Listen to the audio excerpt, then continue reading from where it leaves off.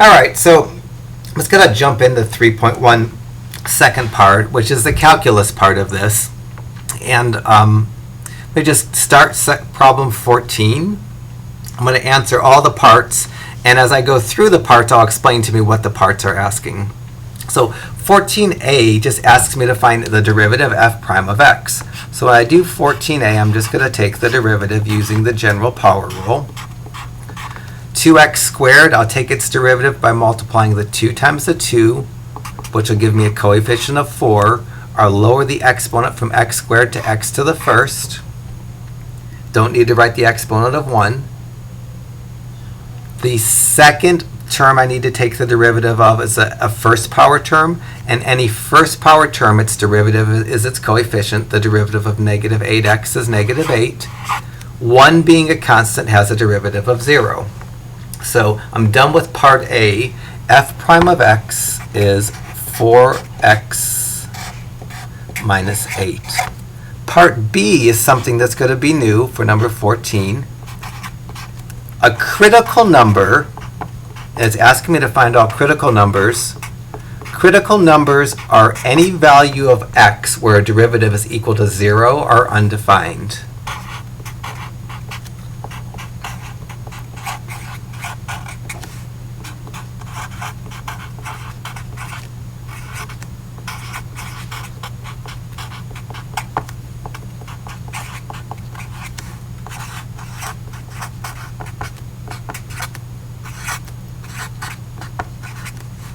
And when the derivative is a polynomial, the undefined part, when you're trying to find the critical numbers, is not important because this function is defined everywhere. Usually defined critical numbers, unless we have a fraction or a natural log or a square root, we simply just take the derivative and set it equal to 0. So for most of the problems, at least here at the beginning of this section, to do part B, to find the critical numbers, I'm going to take the derivative and set it equal to 0. And when there's not a square, I need to solve by getting the numbers on one side, the letters on the other, and I can divide. So to set the derivative 4x minus 8 equal to 0, I add 8 to both sides, and then I divide both sides by 4, and I get the critical number. The answer to part B is x equal to 2.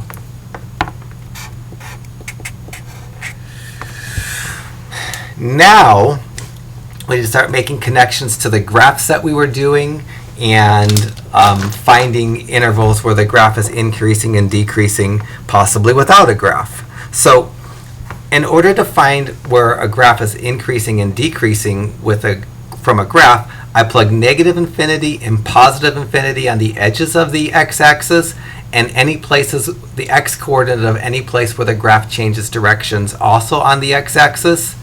This positive 2, that x-coordinate, is going to be a place where the graph changes directions. That's a number that if I was graphing this function, if I was finding where this graph was increasing and decreasing using a graph,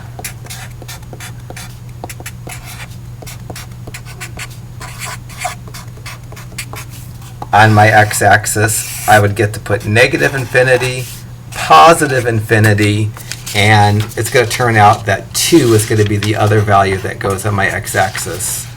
So the critical value that I get, or the critical numbers that I get, would be numbers that I would put on the x-axis to break the graph, the x-axis up into intervals to figure out the intervals where the graph is increasing and decreasing. So when I go to answer the questions, where is this graph increasing and where is this graph decreasing, the intervals that are going to be useful are negative infinity to 2 and 2 to infinity. We'll figure out what's happening in each one of these intervals in terms of whether it's increasing or decreasing before I actually break out my calculator to confirm my answer. So I'm going to do this entire problem without looking at a graph. Then I'll look at a graph just to make the connections for you. But I don't want to cheat. It's not really cheating, but I want to do this free of my calculator for a little bit. So First, I found the derivative for 14. Critical numbers are any values of x where the derivative is equal to 0 or it's undefined. This derivative is undefined nowhere. It's defined everywhere. It's equal to 0 when x is equal to 2. To find out c and d, e and f, I kind of get those all in one big computation. So c, d, e, and f all have the same computation. So to find out c, the intervals where the graph is increasing, d, the intervals where the graph is decreasing, e, the coordinates of all relative maximums,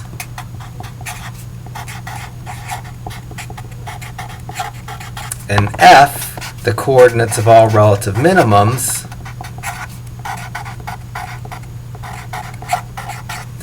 I get all those in one big messy step. To do C, D, E, and F, I start off by drawing a number line. I put negative infinity on the far left edge of the number line, positive infinity on the far right edge of the number line, and then any critical numbers found in step 2 also on that number line. And I'm going to create intervals just like I've been doing. The first interval I'm going to create is negative infinity to positive 2. The second interval I'm going to create is the interval from 2 to infinity. That's the beginnings of being able to get answers for C, D, E, and F. The part that students don't like is what I get to do next, because what I get to do next, there's flexibility and there's multiple correct things to do, and that generally isn't liked by many students. But what I need to do next is I need to pick one number from each interval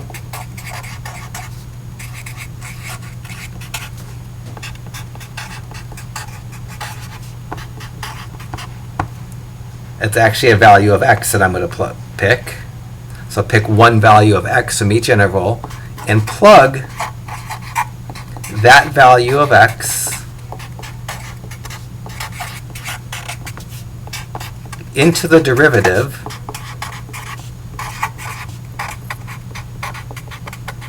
and our derivative was f prime of x equals 4x minus 8, and look at the sign of my answer.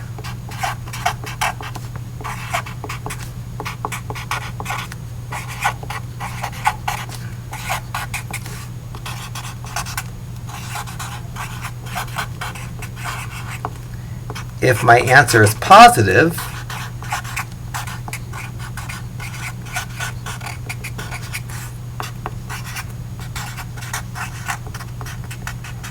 the graph will be increasing in that interval.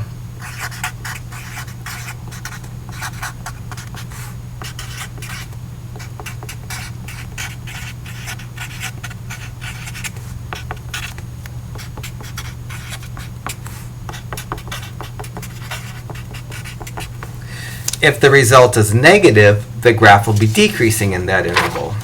The result can't be 0 because the values that make the derivative equal to 0 go on the number line.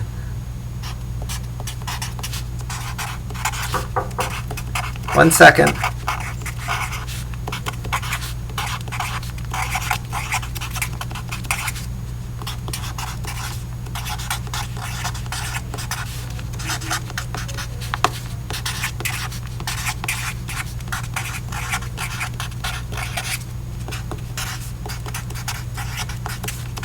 So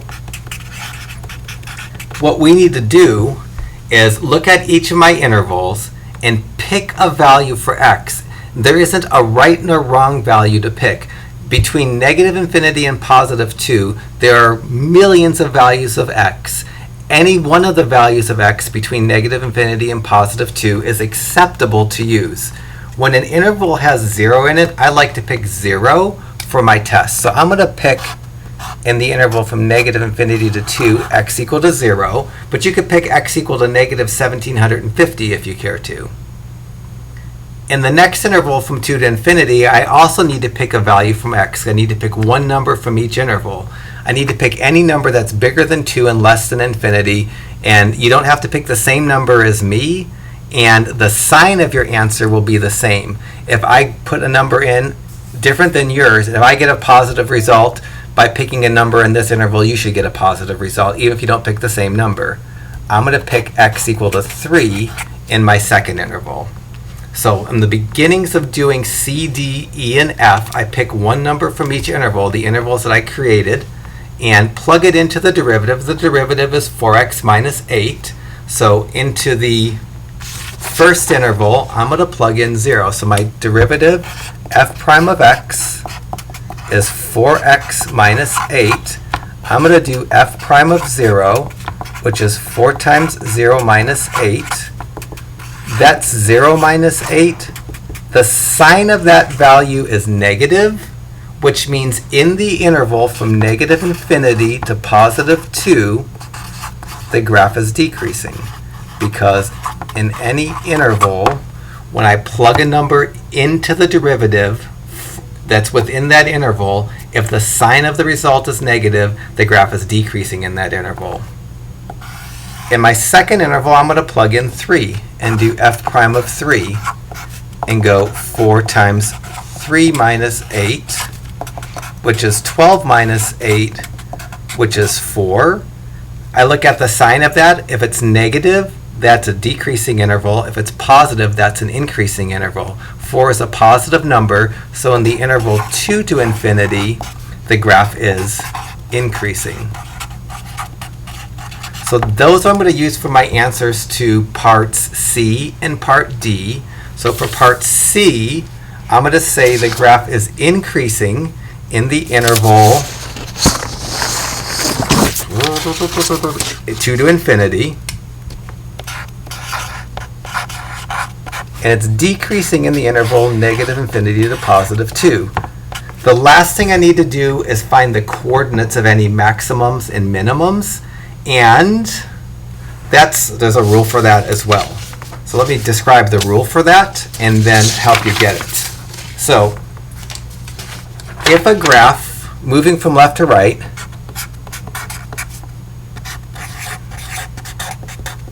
so if looking at intervals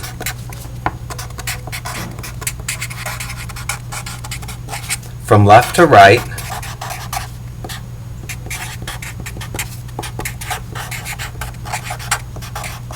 if the left interval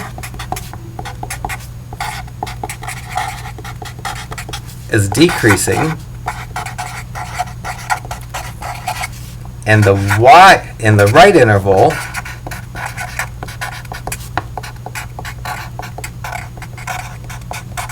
is increasing, then there is a relative minimum at that value of x. And I'll need to find the y value. If looking at the intervals from left to right, the left interval is increasing, and the right interval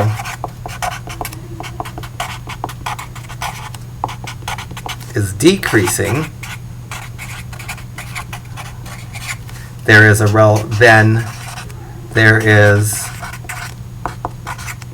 a relative maximum at that value of x. That's a lot to remember, and I don't ever really remember that. What I do to figure out if the value of x on my number line is the x coordinate of a maximum point or the x coordinate of a minimum point, I draw arrows to describe if the graph is increasing or decreasing in that interval. For our particular graph, the interval from negative infinity to 2, the graph is decreasing in that interval. So above the graph, above my number line, I'm going to show a decreasing arrow, kind of an arrow in that region. In our answer to part C, the graph is increasing from 2 to infinity. I'll draw an increasing arrow there. And this point right here, it looks like it's a minimum point. And so I'm going to get a minimum point at x equal to 2. And my instructions, if I could actually find those, it says if in the left interval it's decreasing, here's the left interval, it's decreasing, and if in the right interval it's increasing, in the right interval it's increasing, then there's a relative minimum at that value of x. So we're going to have a relative minimum. I know the x coordinate is 2. I need to find the y coordinate. And if the left interval is increasing, the right interval is decreasing, then there's a relative maximum at that point. Here, I don't have that happening, so there's going to be no relative maximum. And I just need to do just a little bit more of algebra to finish this up. So to finish up my answers,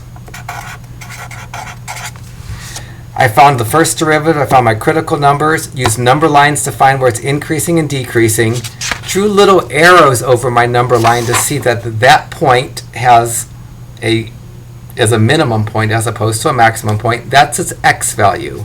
There's no maximums. So when I go to write my answer to part F, I can say there's a relative minimum of y equal to something, which occurs when x equal to 2. That number that I put on my x on that number line is an x value. So to finish this problem up, to get the y coordinate of my relative minimum, I simply take this value of 2, plug it into my function. So I'm going to go f of 2 equals 2 times 2 squared minus 8 times 2 plus 1. This is going to be 2 times 4, which is 8, minus 16 plus 1, which is minus 7. So there's going to be a relative minimum of y equal to negative 7, which occurs at x equal to 2. Let me show you all of these things on a graph so that you can understand the connection between what we just did and what we did graphically and what we now did using calculus. So I'm going to take the function y equals, clear out anything that's in there. I'm going to take the function 2x squared minus 8x plus 1.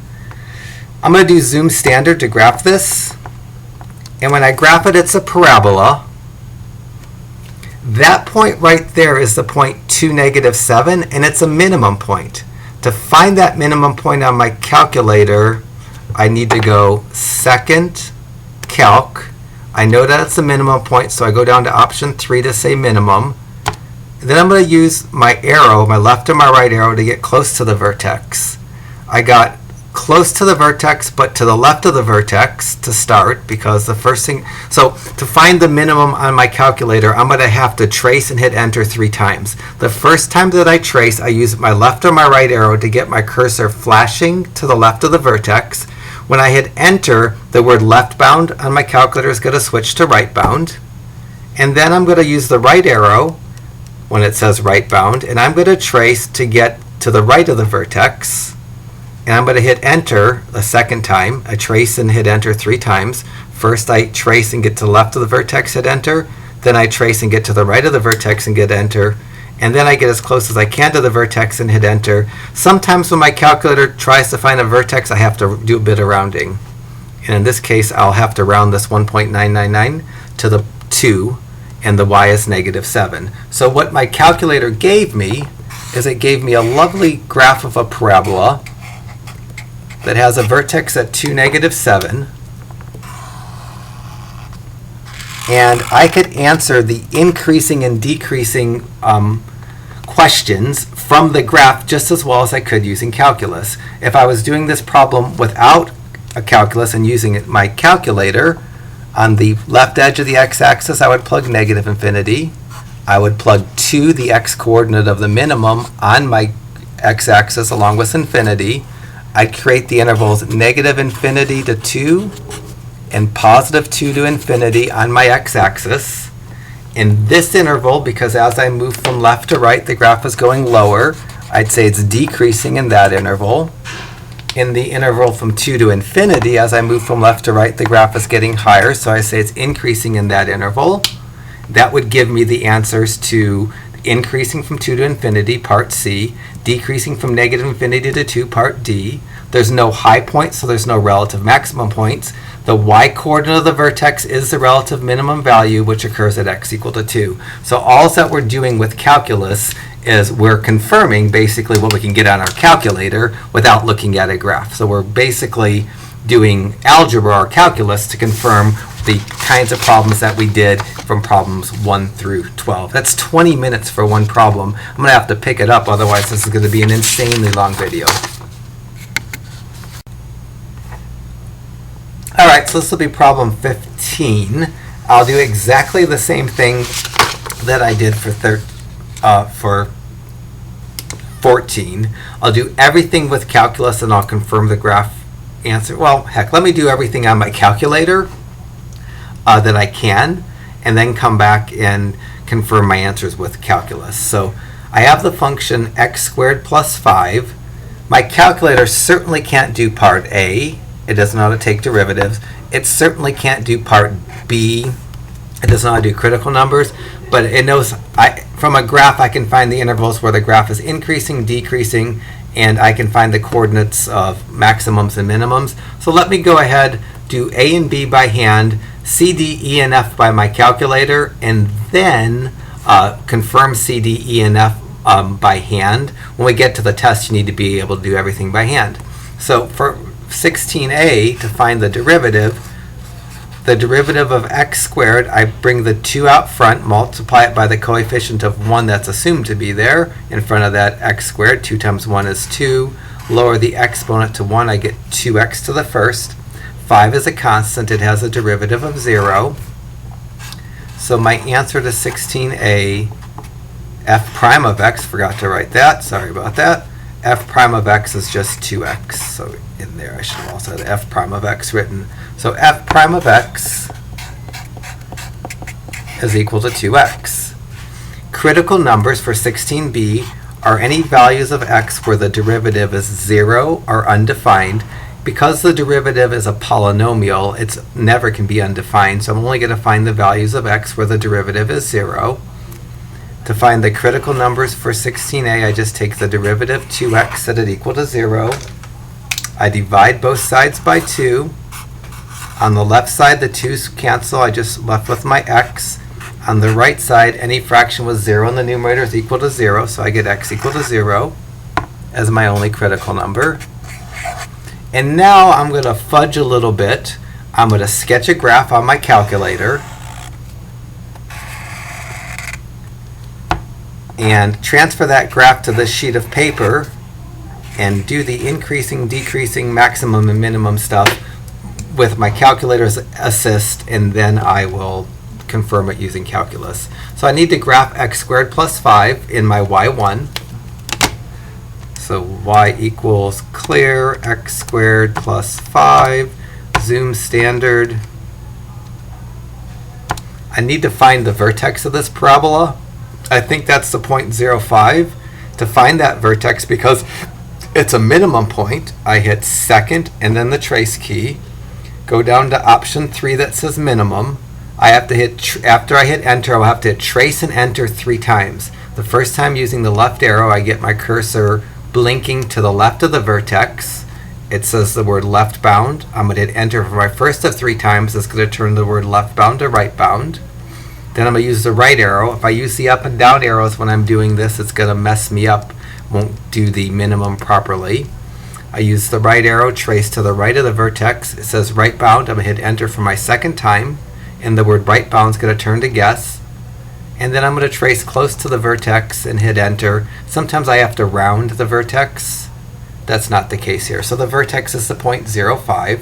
So the graph of this parabola has a vertex of the point 0.05. I don't need that precise of a graph to answer this question, and it looks, more or less like this. So on my x-axis, I have negative infinity, positive infinity, In addition, I put any values of x where the graph changes directions, that's x equals 0, and I make intervals. The intervals I'm going to make are the interval from negative infinity to 0 and the interval from 0 to infinity. In the left interval, the interval from negative infinity to 0, as I move on the graph in that interval, it's getting lower as I move from left to right. So in the interval from negative infinity to 0, the graph is decreasing. At the minimum point, the graph changes directions, and for the rest of the graph, as I move from left to right, the graph is getting higher. And when the graph is getting higher in an interval, that interval from 0 to infinity, we say the graph is increasing in that interval. If I look at this, there's a minimum point, but there's not a maximum point. So when I go to answer part E, I'm going to say none in terms of the maximums. And for the minimum point, the 0.05 is where the minimum exists. For part F, I can say there's a relative minimum of y equal to the y-coordinate of that 0.5, which occurs when x equals to 0. This certainly wouldn't get you any credit on a test. On a test, I want to see the proper calculus. The proper calculus is similar to what we do with our calculator, but not exactly the same. So what's going to be required, A and B are already did by hand. To do C, D, E, and F, what I'm going to do is I'm going to take this critical number 0, plot it on a number line with negative and positive infinity. So to do C, D, E, and F, so this is going to be number 16, part C through F by hand. I have the only critical number is 0. I'm going to put that on the number line that also contains negative and positive infinity. I'm going to create the intervals that are implied by that with round parentheses. And now from each interval, I need to pick any number that's in that interval, plug it into the derivative, and look at the sign of my answer. In my left interval, I'm going to pick any number that's between negative infinity and 0, which has to be a negative number. I'm going to check x equal to -1. In the right interval, I need to pick any value of x that's bigger than 0. I'm going to pick x equal to 1. For both of these values of x, I need to take that particular value of x that I picked, which doesn't have to be the same as the value of x that you pick, plug it into the derivative, and look at not so much the number that I get, but the sign that I get. So I plugged -1 in for the x into the derivative, and I'll plug +1 into the x's in my derivative. When I plug -1, I get -2. The important thing is not so much the 2. The important thing is that it's negative. When I plug in +1, I get +2. And again, the 2 is not so important, but the sign is important. In an interval where I plug a number into the derivative and the result is negative, in that interval, the graph is decreasing. So the graph is going to be decreasing in the interval -infinity to 0. In the second interval, because the number I plugged in gave me a positive result, when I get a positive result, the graph is increasing. So if I didn't already have the answer done on the last page, what I would transfer to my answer is these two bits right here. The graph is decreasing from -infinity to 0. The graph is increasing from 0 to infinity. I wrote it like a little paragraph to determine whether the x value here is the x value of a maximum or a minimum point, and it's hard for me to remember that. It's easy for me to draw arrows. So in the first region, -infinity to 0, I'm going to draw a decreasing, just a line that's decreasing, because the graph is decreasing in that interval. In the next interval, 0 to infinity, I'm going to connect my graph, my line, to that interval, that line that I just drew, and drew a line that's increasing. I can tell that if I go from decreasing to increasing, I'm left with a low point. So that 0 is the x coordinate of a minimum point. There is going to be no maximum point because there would have to be kind of a roof here or a peak here. So just by looking at that picture, I know that there's no maximum points, and I know that the x-coordinate of my minimum point is 0, but I don't know my y-coordinate yet. So I know now that x equal to 0 is the x-coordinate of my minimum point, and I get the y-coordinate of my minimum point not by plugging 0 into the derivative, but by plugging 0 into the original function. So to get that number 5 right there, which we use the relative minimum of y equal to 5, I take 0 and go to the function f of x equals x squared plus 5 and plug 0 in for x. That would give me f of x as 0 squared plus 5. That's 0 squared is 0. That's 0 plus 5, which is 5. That's the y-coordinate of my minimum point. So immediately, I know that the x-coordinate of the minimum point is 0. The y-coordinate of the minimum point is 5. That gives me the minimum point of 0, 5. And when I go to write my answer, I separate the x and the y part of the minimum point. I say there's a relative minimum of the y-coordinate of that point, which is y equal to 5, which occurs when x equal to 0. So that's everything done with calculus for number 16. Now you need to give 15 a go to see where it takes you. All right, I'll move on and do 17 and 18. And 17 and 18, I'm going to do parts A and B by hand, get my answers for C, D, E, and F on my calculator, and then confirm my answers for C, D, E, and F by calculus. So for part A, just take the derivative. So the derivative of this, I need to do the derivative of each term. For x cubed, I bring the 3 out front, lower the exponent by 1. The derivative of x cubed is 3x squared. The next term is an x to the first power term, and the derivative of any first power term is its coefficient. So the derivative of minus 48x is minus 48. 18, because it's a constant, has a derivative of 0. So my answer to 18a, f prime of x is 3x squared minus 48. This is a polynomial. It's not a fraction. It doesn't have a square root. To find the critical numbers of a derivative that's a polynomial, we simply find where the derivative is equal to 0. So this was my work for 18a. For 18b, I'm going to take the derivative 3x squared minus 48, set it equal to 0, and solve for x. Those would be the critical values that I need. To solve this, I could either factor out a 3 or divide by 3. I'm going to factor out a 3. And when I factor out a 3, I'm left with an x squared minus 16. Still have the equal to 0. And the x squared minus 16 factors into x plus 4 times x minus 4. Now I have this completely factored. Not every factor has an x. Since it's completely factored, I can take all factors and set them equal to 0 to get the critical numbers that I need. Only factors that have x's give solutions. So this factor of 3, because it doesn't have an x, doesn't have a solution, it doesn't give a critical number. The factor of x plus 4, you'd minus 4 from both sides and get a critical number of x equal to negative 4. And the factor of x minus 4, you add 4 to both sides and get a critical number of x equal to 4. So my critical numbers for part B of number 18 are x equal to 4 and negative 4. All right, so now I'm going to graph this on my calculator. My guess is I'm going to have to play with the y-min and the y-max quite a bit to see this graph, and I'll talk about how to do that, how I might think about figuring out how to do that. So I'm going to graph the function x cubed minus 48x, x up arrow 3 minus 48x plus 18. I'm going to graph it. I know that x between negative 10 and 10, that window is going to be okay because my critical numbers are at 4 and negative 4, and they're in between negative 10 and 10. I doubt that the y's are going to be sufficient at the 10s.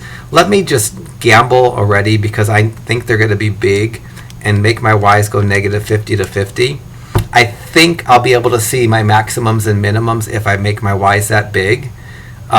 if when I graph this, the graph goes off the screen, I'm going to have to make my y's more extreme. So I'm going to click graph here. And look how the graph went off the screen here and it went off the screen here. That tells me my y's weren't big enough. And, whoa, and nothing else. I was thinking something was wrong. I'm going to have to change my y's. To figure out what my y's need to be, I can go second in calc, hit enter on value, and type in the critical numbers. If I type in the critical number of 4, that tells me I have to at least have a minimum y value of -110. And if I type -4 and hit enter, I get 146. So my y's, my y max has to be bigger than 146. My y min needs to be less than -110. I'm going to make my y's go from negative to positive 200 just to get those numbers covered by a lot. So there's a reasonable picture. I see a maximum point and a minimum point. Let me just kind of copy this down really crudely. So this graph looks something like this.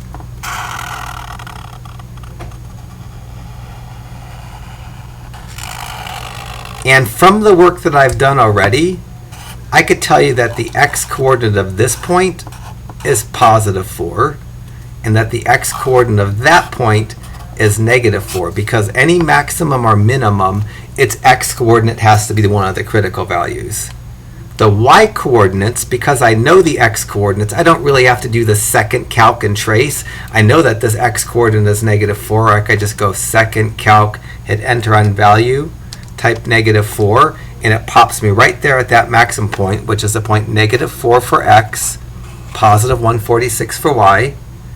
If I just type the number 4 after this and hit enter, I get this point, and it's all marked out. That's the point 4, -110. That's a good enough graph to answer all the questions. It's spot on good to answer E and F, and it's pretty good to answer C and D. To do C and D, on my x-axis, I'm going to put negative infinity on the far left edge of the x-axis, positive infinity on the far right edge, and these two critical values of -4 and +4 on my axis, and I'm going to create intervals. The first interval I'm going to create is the interval from negative infinity to -4, and then -4 to 4, and then +4 to infinity. Each one of those intervals, the graph is either going to be increasing or decreasing, and that's going to go in my increasing and decreasing answer. First interval, this interval from negative infinity to 4, I already drew it in green. That's because the graph is increasing. As I move from left to right in that interval, the graph is getting higher. So in that interval, which is the interval from negative infinity to -4, the graph is increasing. The middle interval, -4 to 4 that I wrote, in that interval, I'll do this in orange because as I move from left to right, the graph is going lower, so it's going to be decreasing in that interval from -4 to 4. And then the third interval, 4 to infinity that I drew, the graph is increasing again. It's getting higher as I move from left to right, so that interval will go in the increasing. And when I have two intervals for increasing or two intervals for decreasing, I separate those marks with a union symbol. Almost done. I've got C and D done. And then part E, that's the maximum point. So for part E, I'd say it has a relative, so this is part E, maximum of y equals 146, which occurs when x equal to -4. There's my minimum point. I'm going to say I have a relative minimum of y equal -110, which occurs when x equal to 4. That's everything that I need for my answer, but again, that won't be enough for the test. I've done A and B by hand. I need to do C, D, E, and F by hand. And to do C, D, E, and F by hand, I'm not going to get any new answers. I already know my answers. But I'm going to, for C through F, increasing, decreasing, maximums, and minimums, on a number line, put negative infinity on the far left edge, positive infinity on the far right edge, and my critical numbers in order on that number line and create intervals. In the first interval region, I'm going to put in the interval from negative infinity to negative 4. Then I'm going to do negative 4 to positive 4. Then I'm going to do positive 4 to infinity. In each one of these intervals, I can pick any number in that interval and plug it into the derivative. In this one, I'm going to pick x equal to negative 5. That's a number that's in between negative infinity and negative 4. When my interval goes from negative to positive, I can pick 0. I like using 0. So in the middle interval, I'm going to pick 0. And in the far right interval, the value that I pick to plug for x to plug into the derivative has to be bigger than 4. I'm going to plug x equal to 5. And for each of these, I'm going to take the derivative and plug that number in. I'm going to go f prime of negative 5 equals 3 times negative 5 squared minus 48. And I'm going to do f prime of 0 equals 3 times 0 squared minus 48. And then I'm going to do f prime of 5 equals 3 times 5 squared minus 48. I could do those all from the main screen of my calculator. Because I already entered the original function, to get these values, I could use the dy dx feature on my calculator. So to get this value right here, I could go to the main screen and go 3 times parentheses negative 5 squared minus 48, which gives me positive 27. Or I could go second calc, go down to dy dx. Because I've entered the original function already, if I go dy dx and type the number negative 5, it's going to give me that same positive 27 that needs to be rounded. So let me get the next two values by using this same strategy. I'm going to go second calc, go down to dy dx, type in the number 0, and that's going to give me negative 48. And then second calc dy dx, type in 5, and that's going to give me, I think it's going to be positive 27. It doesn't matter necessarily the exact number, just the sign of the number matters. So the first number I got was positive, and when I get a positive number, that means in that interval the graph is increasing. So in the interval from negative infinity to negative 4, the graph will be increasing. In the middle interval, the result of my plugging that number that I checked into the derivative was negative, and when you get a negative, in that interval the graph is decreasing. And the last interval, I got positive 27, and when you get a positive number, the graph is increasing. So the negative infinity to negative 4 and positive 4 to infinity were the intervals where the graph is increasing. And if you look at my answer, increasing negative infinity to negative 4, increasing from 4 to infinity. For my next answer, where is it decreasing? It's decreasing from negative 4 to 4. And now I need to figure out the maximum and minimum part. So I've done the C and the D. For here, first interval, it's increasing. So I'm going to draw a line that's going up from left to right. Middle interval decreasing. So I'm going to connect the tail here and draw a graph that's going down from left to right. Last interval increasing. I'm going to draw an arrow that's going up from left to right. So x equal to 4 is the x coordinate of a maximum point. I could see there's a maximum there. X equals negative 4 is the x coordinate of a maximum point. X equal to positive 4 is the x coordinate of the minimum point. So I'm going to have a maximum point that has an x coordinate of negative 4 and a minimum point that has an x coordinate of positive 4. I need to get the y coordinates. The easiest way to get the y coordinates is what I've already done to get the y coordinates. I'm going to take negative 4 and go second calc value, plug it in for x, and that gives me positive 146. And I could go second calc value, type in positive 4, and get negative 110. The easiest way to get y values of points is to use the value feature from my graph screen. If I wanted to get this number of 146 without using the graph screen, then I would have to take each one of these three x's and plug -4 in. So I'd have to go f of -4 equals -4 cubed minus 48 times -4 plus 18. And if I did that, go to my main screen, clear, parentheses, -4, up arrow 3, minus 48 times -4, I'll get exactly that 146. And that kind of grunge work, this is pointless doing that by hand from your main screen. So now that gives me these 2 points that I came up with.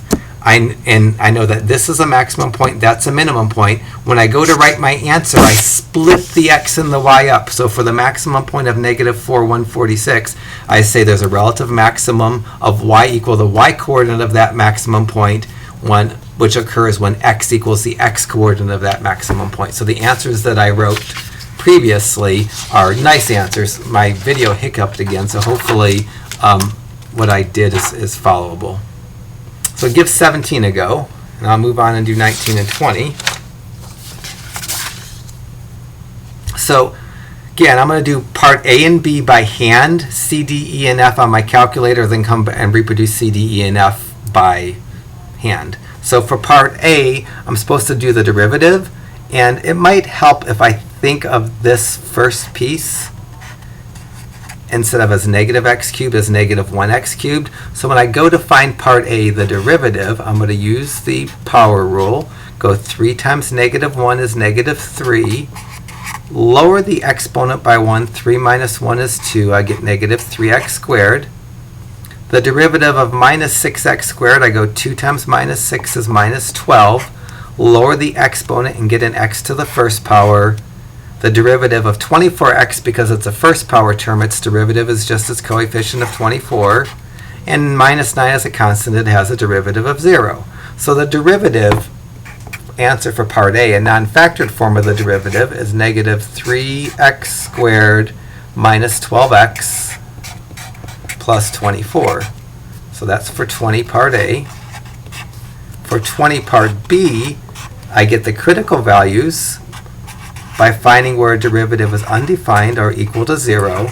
Because the derivative is a polynomial, it can never be undefined, so I just need to set the derivative equal to 0 to find my critical numbers.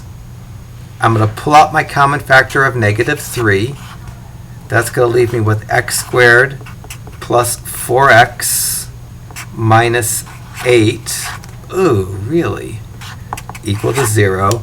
That's really unfortunate because I don't think that that factors. So let me make sure I have the derivative right. Boom. Minus 3x squared minus 12x plus... I think that's... Oh, I blew a sign somewhere here. This should be... I switched this... Oh, that's okay. I did okay. So minus 3x squared minus 12x plus 24 is fine. When I factor out a negative, I flip the signs. So the -3x squared, when I factored it out, that made that go positive. That negative sign flips to a positive. That positive sign flips to a negative. Yuck! This is really unpleasant, but I'm going to deal with it. So now this piece doesn't factor. So I'm going to go -3 equal to 0 and x squared plus 4x minus 8 equal to 0. -3 equal to 0 doesn't give a solution because it doesn't have an x. X squared plus 4x minus 8 equal to 0. I would love to be able to factor that, but that is prime, it doesn't factor. So how I'm going to solve that is I'm going to use the quadratic formula. For using the quadratic formula, I'm going to have the quadratic formula, which is -b plus or minus the square root of b squared minus 4ac all over 2a. And I'm going to pull off the coefficients of this factor here. A is going to equal to 1, B is going to equal to positive 4, C is going to be equal to -8. I'm going to shove those numbers into the quadratic formula. Let me give myself some room here. So I'm going to go -4 plus or minus the square root of 4 squared minus 4 times A, which is 1, times C, which is -8, all over 2A, which is 2 times 1. When the b is positive, it doesn't need to go in a parentheses. This is going to be negative 4 plus or minus, and then under my radical, 4 squared is 16. I have a double negative here, so I get a positive, and 4 times 1 times 8 is going to be 32. So I'm going to get the square root of 16 plus 32, which is the square root of 48, all over 2. Should really be x equals. These, unfortunately, don't cancel yet. I have to reduce this square root of 48. Because the square root of 48 is the square root of 16 times the square root of 3, the square root of 48 can be written as 4 square root of 3. So this gives me x equals negative 4 plus or minus 4 square root of 3 over 2. And now the denominator goes into both halves of the numerator outside the radical, so I can do lots of reductions here. I'm going to reduce everything by 2 and get x equal to negative 2 plus or minus 2 square root of 3. The denominator is a 1, so I don't need to write a fraction anymore. I have two critical numbers hidden here. The critical numbers are x equals negative 2 plus 2 square root of 3 and x equals negative 2 minus 2 square root of 3.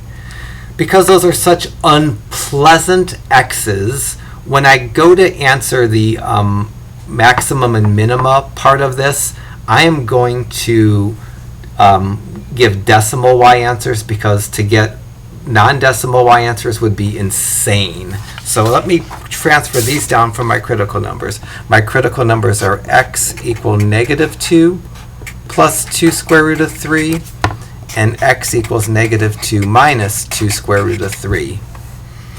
I'm going to need to know decimal equivalents for those at some point. And I'm glancing at my work now to make sure I haven't messed up. So 3x squared minus 12x plus 24, x squared plus 4x minus 8. That's really horrible. I wonder if yours is so bad. I'm not sure if yours doesn't need a quadratic formula or not. So, have my critical numbers. I'm going to get decimal equivalents for these. So, negative 2 plus 2 square root of 3. If I go negative 2 plus 2 second square root of 3, that as a decimal is 1.464. And then negative 2 minus 2 second square root of 3 as a decimal is minus 5.464. Generally, I round to 2 decimals. I don't know why I threw 3 there, but that should be good enough. All right, so now I want to sketch a graph and do everything on my calculator, and then I'll back that up with algebra.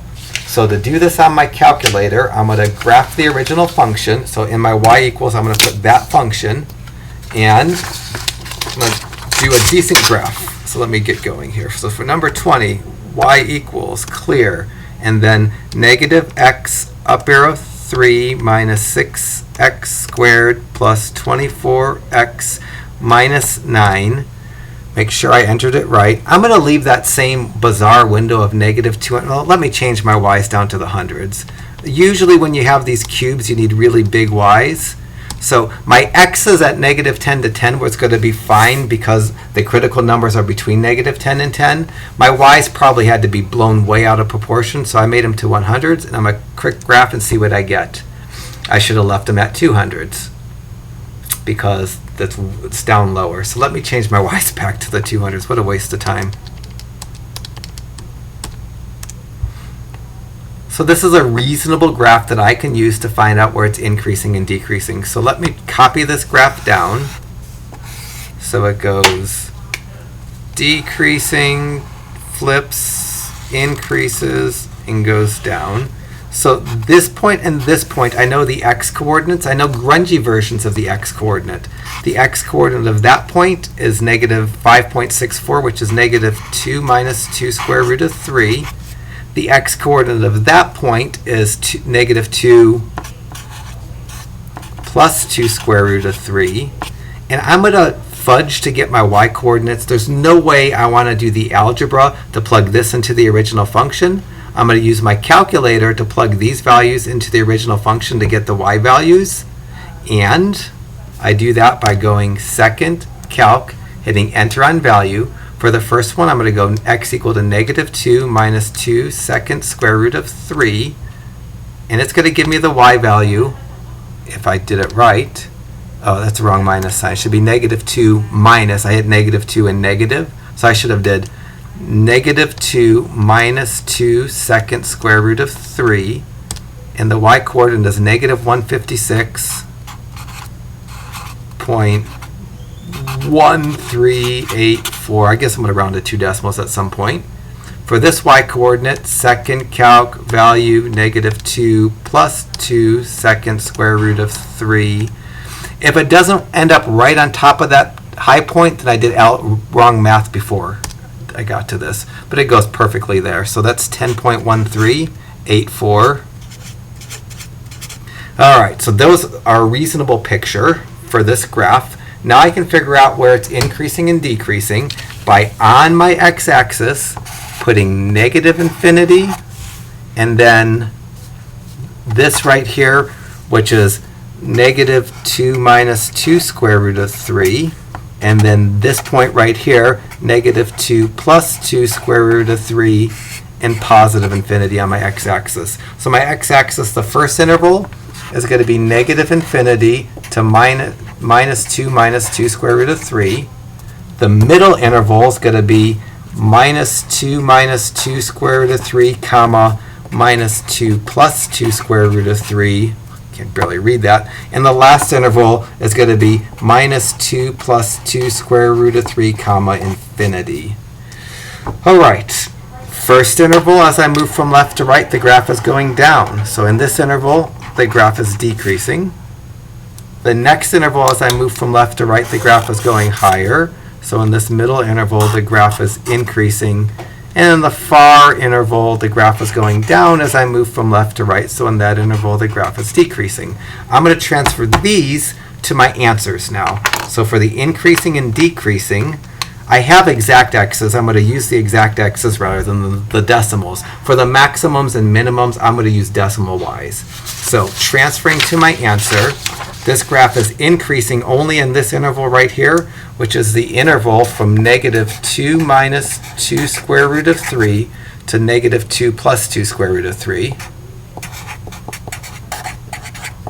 The two intervals where it's decreasing are negative infinity to minus 2 square root of 3, union negative 2 plus 2 square root of 3, comma, infinity. And now the maximum minimums are going to be easy for me. This point down here is a relative minimum, so it's going to be contained in my answer to part F. This point up here is my relative maximum. Its x and y coordinates are going to be my answer to part E. So when I go to do part E, I'm going to say there's a relative maximum, and this is where I'm going to just live with this decimal here. I'm going to round to 2 decimals, so 10.14. So there's a relative max of y equal 10.14, which occurs when x equals minus 2 plus 2 square root of 3. That's the answer to part E. And this point gives me the answer to part F. For part F, there's a relative minimum of y equal, rounded to 2 decimals, negative 156.14, which occurs at that ugly value of x's. The x's, because I have, ugly but nice numbers, I'm going to leave those ugly radicals rather than writing the decimals. I don't really know of a nice way to get a nice answer for the y's, so I'm going to leave the y's as decimals. So I have all my answers by calculator. Now I have to get them by hand, so let me work on getting those by hand.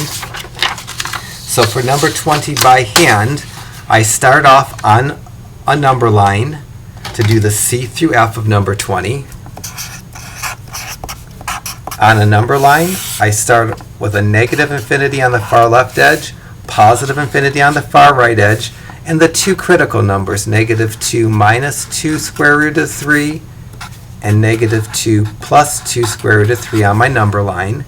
Those make the intervals negative infinity to minus 2 square root of 3 and negative 2 minus 2 square root of 3 to negative 2 plus 2 square root of 3. and negative 2 plus 2 square root of 3 to infinity.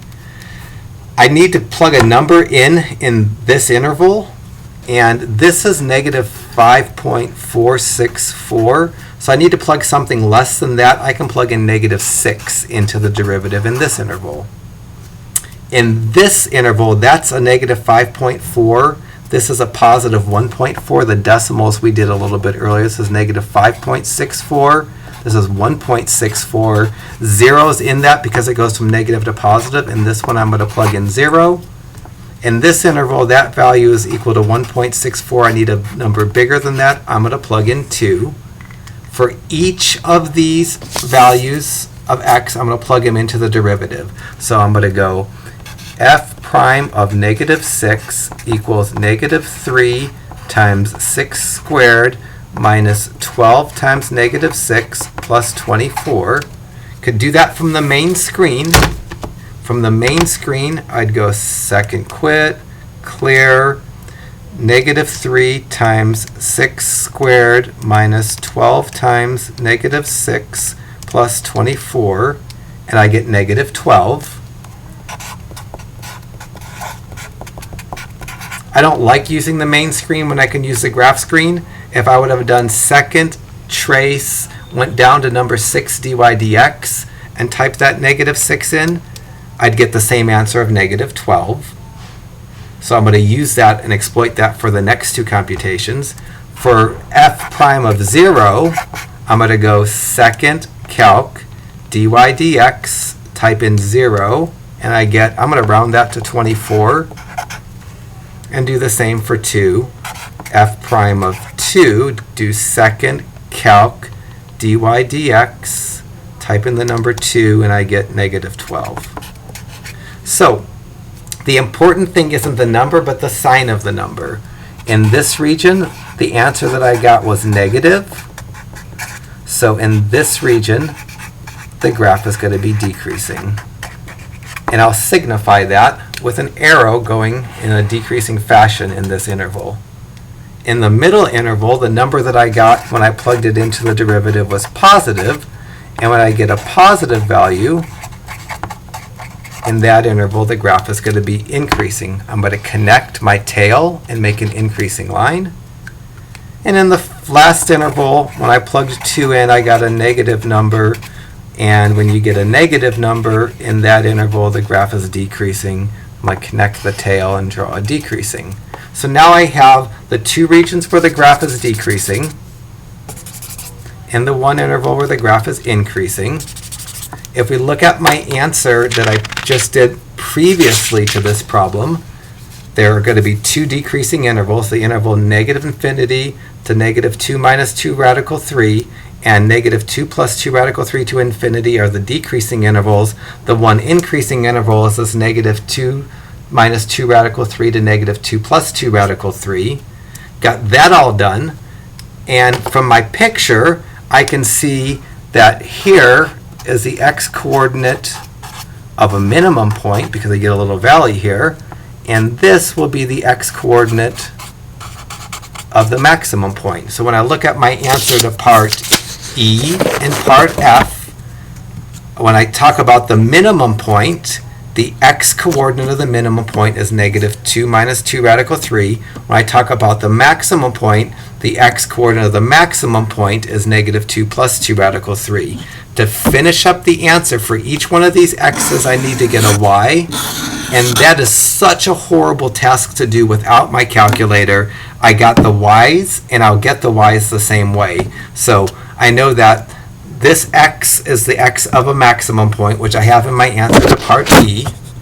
And to get the y, I just go second, calc, hit enter on value, type negative 2 plus 2 second square root of 3, and I get the y of 10.14, which I finish up my answer to part E. For part F, to finish up its answer, we do second calc value, type negative 2 minus 2 second square root of 3, and we get the negative 156.14. So there's still some work on that I kind of wanted to do on my calculator, because the y's were going to just be ridiculous to do without my calculator. All right, so that's problem 20. We still have a bunch of problems to do, but I feel like this might be a good place to pause the video and let you do number 19, and then I'll pick up on part 3 with problems 22, and let me do problem 22. It fits here just fine, and it might hiccup in between it. So problem 22 looks like I need the quotient rule, but it's a fraction that doesn't have an x in the denominator. When I go to do the derivative, I don't need, for 22, the quotient rule. So for 22, I'm going to rewrite the problem before I take the derivative. X cubed over 3 can be written as 1/3 x cubed, and I'll leave the minus 9x. Part A of number 22 wants me to take the derivative. I'm going to go f prime of x, take the coefficient exponent 3, multiply it by the coefficient 1/3, lower the exponent by 1 for the first part of the derivative. The second term is an x to the first power term. Its derivative is just its coefficient. The derivative of minus 9x is minus 9. The nice thing about this, 3 times 1/3, those are reciprocals. They equal to 1. So I'm going to get f prime of x equals x squared minus 9. That's my answer to part A of 22. For part B, to find the critical numbers, because the derivative is a polynomial, you just take the derivative and set it equal to 0. It's something that's factorable, so I'm going to factor it. This is going to give me x plus 3 times x minus 3 equal to 0. I'll get the two critical numbers by taking each of those factors and setting them equal to 0. When I set the x plus 3 equal to 0, I get x equal to negative 3. When I set the x minus 3 equal to 0, I get x equal to 3. So the critical numbers for question 22 are x equals negative 3 and x equals positive 3. I'm going to get C, D, E, and F on my graph, and then I'm going to do them by hand. So when I go to sketch a graph of this function, I'm positive that at some point I'm going to put negative infinity and positive infinity on my x-axis, and the critical numbers of negative 3 and positive 3. And the intervals that it's going to draw out are the intervals from negative infinity to negative 3, the intervals from negative 3 to 3, and the intervals from 3 to infinity. That's kind of just pre-ing some work, getting some work done ahead of time. So let me graph this function, x cubed over 3 minus 9x on my y equals. I don't think I need such a big window. So I'm going to go x up arrow 3 divided by 3. Let me do this x cubed in a parentheses. I'm worried that if I don't put it in a parentheses, my calculator will be confused. And then minus 9x. I'm going to try zoom standard. I don't know if that's going to work or not. My y's need to be higher and lower, but they don't need to go to the 200s. Let me make my y's to the 30s. Let me go y min as negative 30, y max as 30. See if I can see the top and the bottom of the graph, which I can. So that's a decent window. So the graph looks something like this. Goes up, gets to that critical value, goes down, gets to this critical value, goes back up. Let me find the y coordinates of those humps by going second calc value. I know that this x coordinate is negative 3, so I type in negative 3 and get 18 for that y coordinate. So that point is the point negative 3, positive 18 is the maximum point. This point down here, I go second calc value, type in positive 3, and that's the point 3, negative 18, which is a minimum point. All right, so I've got a really nice graph. I can answer the increasing and decreasing stuff really easy. In this first interval, which is the interval from negative infinity to negative 3, the graph is increasing in that interval. In the middle interval, which is the interval from negative 3 to 3, the graph is decreasing in that interval. And in the far right interval, which is 3 to infinity, the graph is increasing in that interval. So when I go to write my answers for problems 22, C, D, and F, I'm going to say it's increasing from just hiccuped. It's increasing from negative infinity to negative 3, union 3 to infinity, and it's decreasing from negative 3 to 3. Looking at the graph, I can easily answer the maximum and minimums. It has, for part E, the maximum point is the point negative 318. So for part E, I can say it has a relative maximum of y equal to 18, which occurs when x equal to negative 3. And it has a relative minimum of y equal negative 18, which occurs when x equal to 3. So the graph gives me all the answers that I need. Unfortunately, that's not going to give me much credit on a test. So let me finish up C, D, E, and F by hand. To do C, D, E, and F by hand, I'm going to put negative 3 and 3 along with the infinities on a number line and go from there. So for 22 C through F, on a number line I put negative infinity, positive infinity, and the two critical values of negative 3 and positive 3. Create the intervals that are implied. The interval from negative infinity to negative 3 is one interval.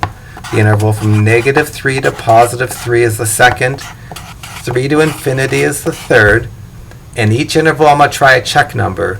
In the first interval, I'm going to try x equal to negative 4 and find out what f prime of negative 4 is.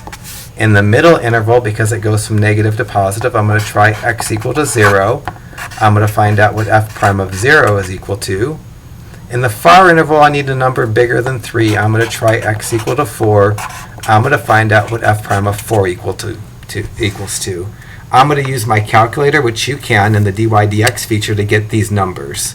So now, to get this value, I'm going to go second calc, go down to option 6, dy dx, type in the number negative 4, and that gives me y equals to positive 7.